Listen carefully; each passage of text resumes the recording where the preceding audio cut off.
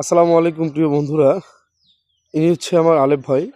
আহ, তিনি শারীরিকভাবে অনেক অসুস্থ। তার যে এই কণ্ঠনালীটা দেখা যায়, এই কণ্ঠনালীটা এটা কেটে গিয়েছে। এটা কেটে যাওয়ার কারণে সে কিন্তু এখন আর কথা বলতে পারে না। তো আসলে খুবই দুঃখজনক বিষয়।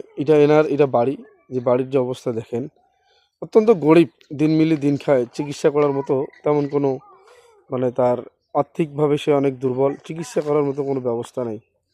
তো চিকিৎসা করলে হয়তো আল্লাহ তাআলা সুস্থতা দিতে পারে। তা আপনি কি একবারে কথা বলতে পারেন না? হ্যাঁ, কথা বের হয় না। কথার যে আমাদের যেমন সাধারণ মানুষের যে একটা কথা বললে যেমন শব্দ হয়, ওনার ওই শ্বাসনালীটা কেটে যাওয়ার কারণে তার এই আর কথা বের হয় না।